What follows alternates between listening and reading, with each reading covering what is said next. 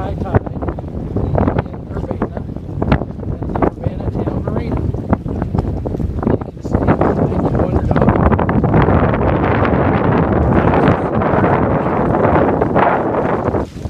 The sandy beach is completely gone. Most of the point is awash now.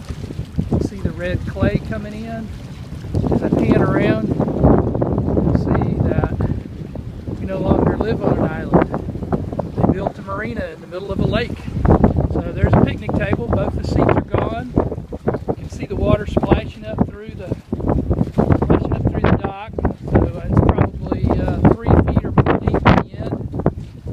You can see where the motorcycle was parked. It is now completely underwater. All the finger piers are underwater. The marina, of course, is built high enough so it's not having any problems at this point. Sequel is doing fine. All the boats down here are doing fine.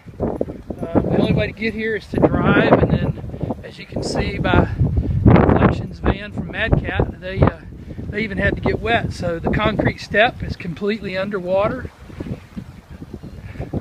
It's all the way over the concrete washdown.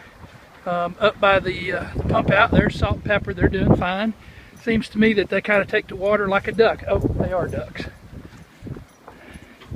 So Jim's boat, you can see the water's almost to the top of the bulkhead wall right there. Lots and lots of debris floating around. Lots of boards with nails, lots of trash. You can see the water is way up. It's a complete island, or excuse me, a complete lake here.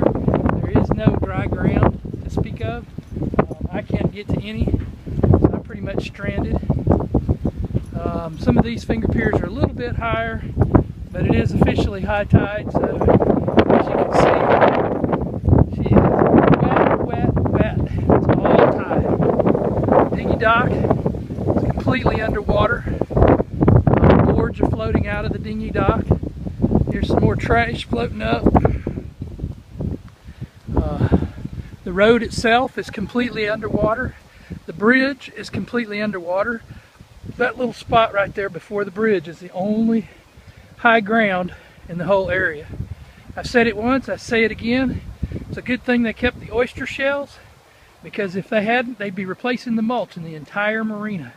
It's a good thing Diane tied the trash cans down too. But as you can see, wet. Only people enjoying this right now are the seagulls and the ducks. As you can see, the seagulls are all over the place, taking advantage of the high water, getting to eat in places they don't normally get to eat. That's it. Highest tide I've ever seen here.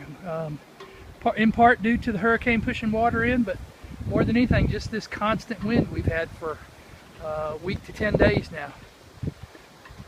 Everything's safe and sound on Sequel, and we're going back to watching TV for the rest of the night.